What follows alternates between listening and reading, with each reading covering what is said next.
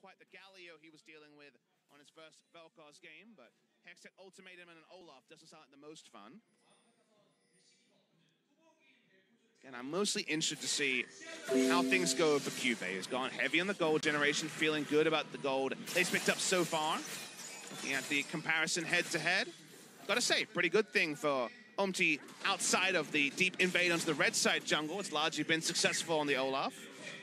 First pick jungler got the work done in game one with Skarner. This time it's the Olaf. So good to see Umti continue to be aggressive. He seems to know his role in this game is to be the conduit for the good news action for Jin Air in game one and game two, sorry. And so far, 100% kill participation for the Olaf.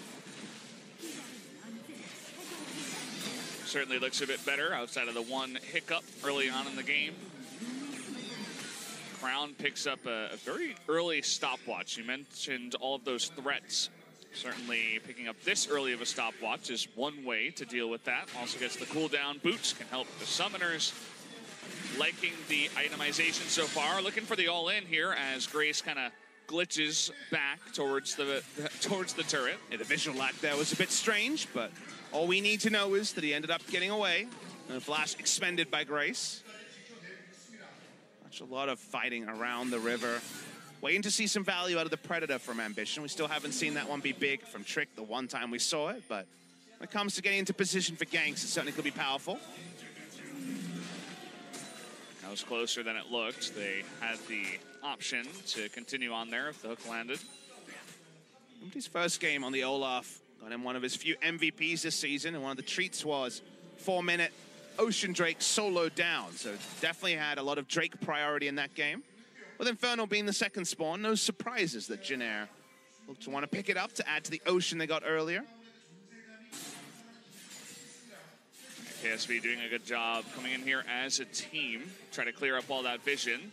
Earlier there were 2 control wards from Jin Air, but now there's 2 from KSV as the Infernal about to spawn here.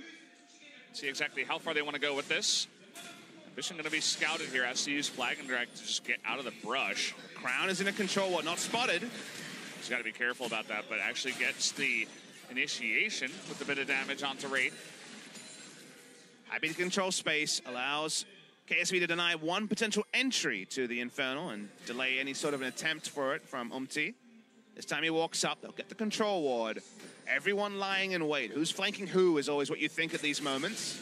Well, he's going to go on to Grace here, who does have the option to get out, but will just stand his ground with half health.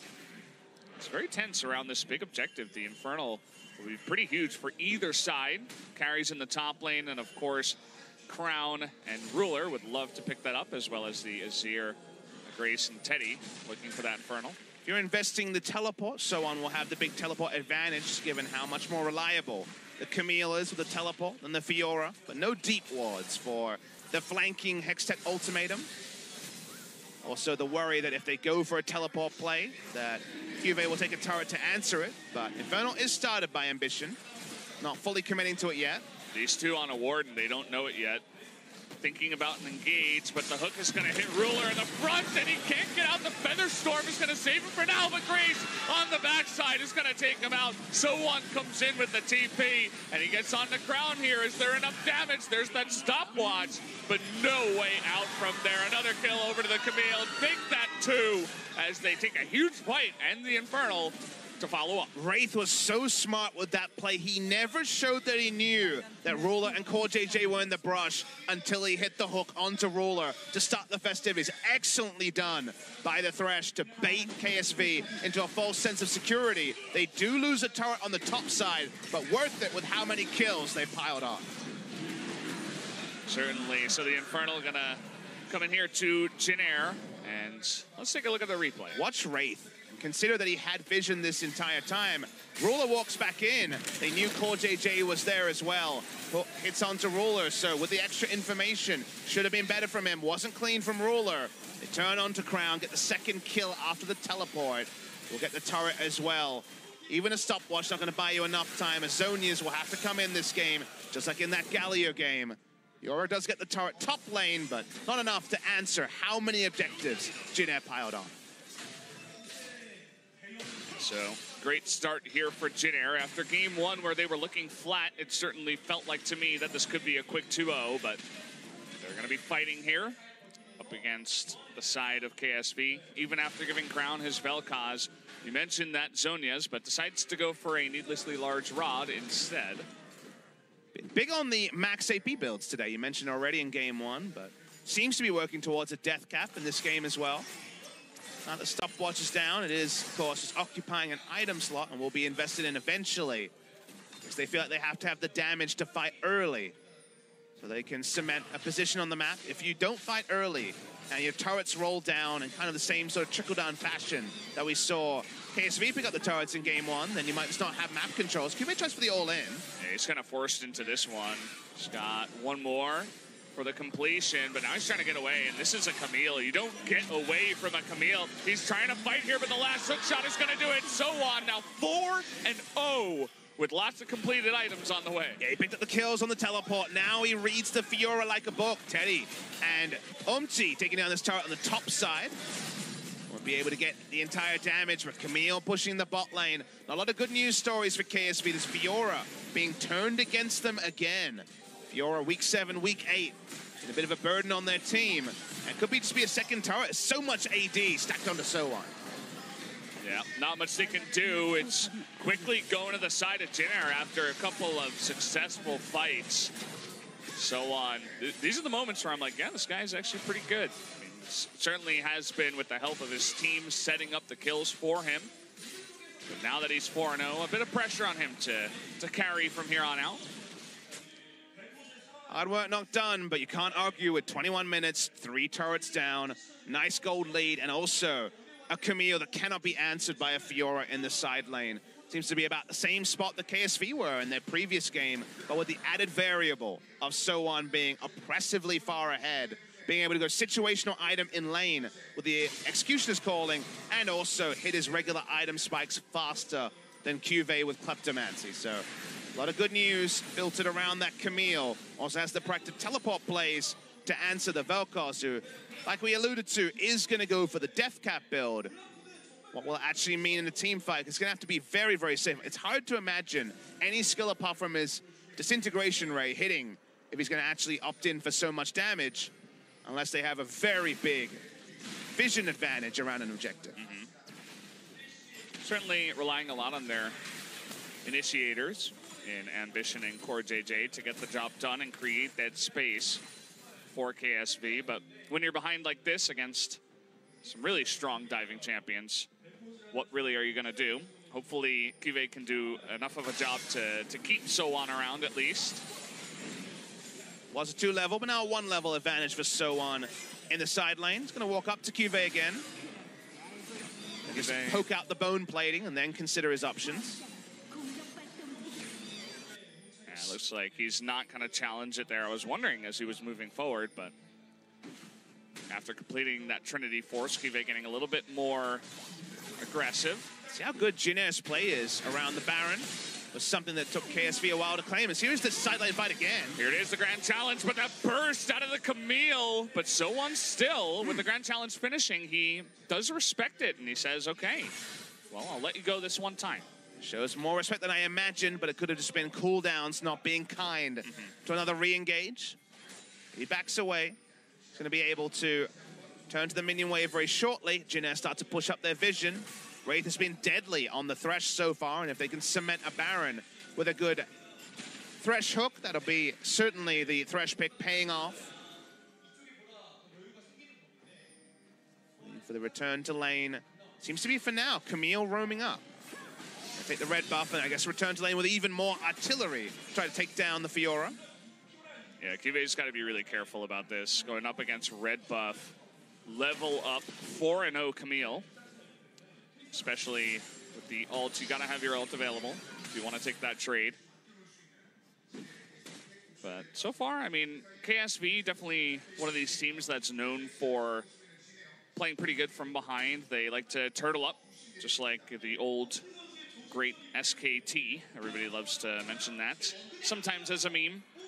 But yeah, they're good at, you know, coming in here, checking for vision, using what they have, you know, flag into the pit.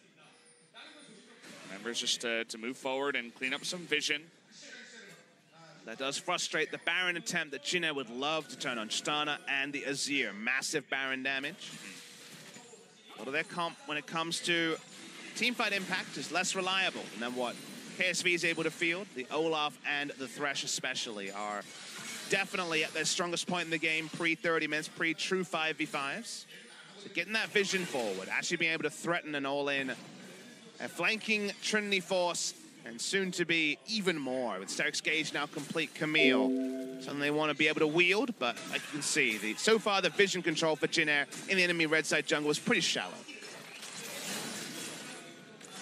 Yep, all the control wards, the wall of control wards for now, adding another one up to the top side just as a connector. And you can look at this turret. I mean, this is one thing that you can definitely say about Vel'Koz, where it's like, okay, there are a bunch of champions that have great wave clear, but Vel'Koz, he's definitely one of the best, if not the best. That turret is near full health in the mid lane. It feels like he has 2 victories on a single ability. With once you got the ability power going and Death Cap, as we've mentioned, the max damage AP build means even more wave clear. So before a Banner of Command or Baron buff comes in, you will solo down the waves very, very easy. A single W does the hard, heavy lifting for now. So the minion wave is pushed out in mid lane. The control wards so far are sticking, but they're looking for a hook. Doesn't get it one on Ambition. It's actually really smart from Ambition. He knows they're thinking about a hook. You know, they're trying to bait that with all the wards, so he sees it and he just walks on by, a little bit of a drive-by from the Jarvan. He's tanky, but not tanky enough to get hooked and collapsed upon and survive. The side lane position has changed at all. Extra Vamp Scepter coming in from Cuvée into a Bloodthirster, going double lifesteal, you would imagine. Someone pushes up, 20 CS lead, but the kill's largely the buffer between the two, even through Kleptomancy. A lot of healing reduction on the side of Jin Air, as both Camille and the Azir have grievous wounds. Yeah, I mean, you're looking at both Fiora and the Xayah, who would love to lifesteal up a bit. KSV just holding on for dear life. They know they're behind. It's not by too much, but it's 3 Drakes and 3,000 gold. One of the things that KSV have always been best at is losing the minimum. It's their game's plan in through so many metas. Finding a way to keep the Baron alive while 3 items are still being constructed for Ruler is their current approach. As there's the banner, and that makes things much more tricky for Crown. Yeah, also when you got 3 members piling on, it's hard to clear the back line, but the banner is really the main thing, as there was no one there to help him out. So this might mean that Jin Air can finally begin to push in the vision a little bit more. We always talk about how that tier 1 mid turret is huge in terms of controlling vision around the middle of the map. Such a buffer for map control, where if you don't have it, the minions can't provide really any extra coverage, and there's much less angles to put down vision and set up a teleport play. And it continues to push up, spotted in that, of course. They have so many abilities that can check brushes. The Rakan, obviously the Jarvan with the flag, Vel'Koz, push forward some really long-range abilities. Just never seems to end. It doesn't matter if they have vision. Okay, we got another fight here, as this seems to be the most fun lane to watch. So on, not wanting to allow him to get that, and actually the flash away is Cuvée thinking about it, but look at the roam here from Teddy. Looking to come down towards the bottom side. This might be enough. You notice Crown is coming too, but it might be a little bit late. Cuvée trying to get an ability onto Teddy. Can he actually get in there? No, it's not enough. The Hextech ultimatum to help finish off. Teddy with a nice little roam down to the bot lane. And Cuvée uses flash right at the end, but wasn't able to escape after all. So they get Cuvée, all things considered. The 1v1 going better than expected. When it comes to the items, but that is just the Fiora's natural power in the 1v1, and a lot of the previous attempts were aborted. So Jin Air continue, and maybe it's time to start up the Baron. It's got to get closer and closer. They're trying to create a lose-lose scenario. Crown being drawn by someone on the bot side. Let's see what it means for Baron on the top side of the map. Yeah. He tries to show as late as possible, also to potentially get a burst damage onto So-On. But you notice the second they see him down there, they're going to start up the Baron. Cuvée still dead. 8 seconds until he can come back here. And look at the bottom lane. So-On just doing the work all by himself. That might just be inhibitor. We'll see if Kive can get there in time to stop him, as the Baron has stopped, and Soan is going to respect that. Says, okay, I'll let you keep your inhibitor for now, at least. They do pull away, did you know? Which surprise. I thought they would just return to the scene of the crime and start the Baron again to try to force the turret, but not showing confidence with the extended 1v1 trading between Soan and Cuve. The vision, like you mentioned, is still pretty shallow, all things considered, by Jin Air. So they back away. KSV continue to get to pile on some items. The 3-item spike is finally there for Ruler, much delayed compared to what Teddy has been able to assemble. At least now with the Zeke's convergence, there's a real chance that Ruler can out-damage Teddy in a fight.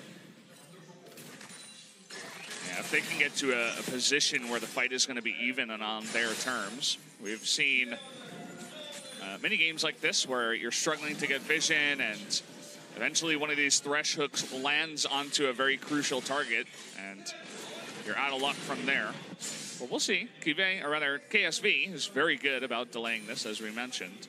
And Crown has been really tricky on the Vel'Koz. His play against Katie Rolster in Game 2, where he was in the enemy jungle, but took the max amount of aggro and yet put out damage on the back end. You can do a lot of kiting damage to Vel'Koz with your Q and W, and turn it into an all-in over-the-wall out of threat range from most champions. Is definitely something that's unexplored. We don't see a lot of Vel'Koz. See the Predator pop just to try to get them more vision.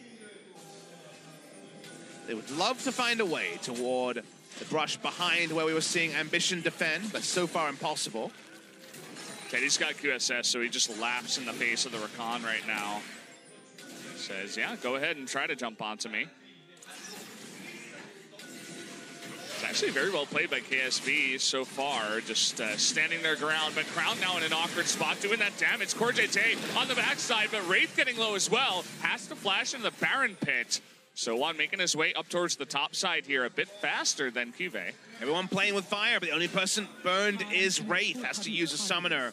2 summoners used, both by Jin Air. Trying to put down vision, and the only thing they get is that single ward. I think they saw the recall. He backed on vision. Yep. The ward was in there. The hook is going to miss, though, so Ambition has the opportunity here. No flash on Wraith. He disappears, but now Ambition getting low. Crown is going to be jumped on. Does have that Zonias, but there is the Baron going over. Ruler trying his best, but is forced to flash at the end of it all. So in the end, Jin Air get the best of that trade. The single ward ends up being so important because it spots CoreJJ, who can't be there for the contest. First Baron of the series goes the way of Jin Air.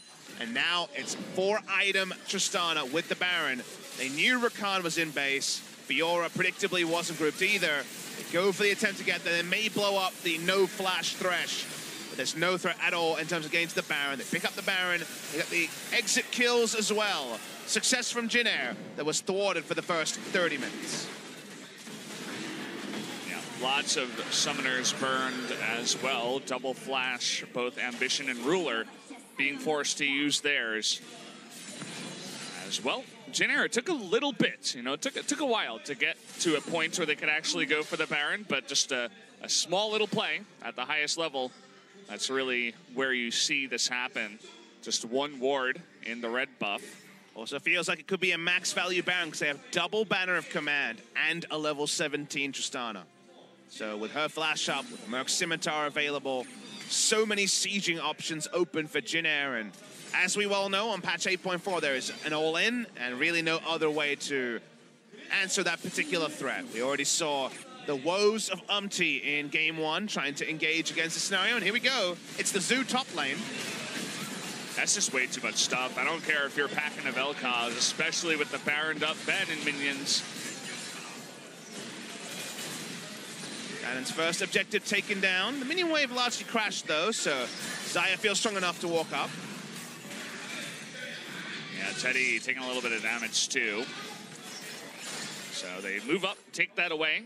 Curious to see the state of the bottom side. Looks like Kive is doing okay. Fiora begins to get really scary at some point. Continues to build for the 1v1, whereas the Warden's Mail will help the 1v1, but there's a bit more teamfight itemization coming through from So1. See if any hard objectives come up for Jin Air. It's a start to pick up the inner turret, but breaking the base is what you want, especially when double Banner of Command is available. Yeah, so far the hold has been good. Anyone to make a play towards the bottom side. There's no turret. Grace getting some free damage in the front. Kind of interesting how he was allowed to do that, but the bannered up minion is doing its work. Will finally be taken out here. Continue to play around. 45 seconds to the last minion wave or so of this particular Baron buff push. They drew the Crown bot lane, so it's only 3 members defending.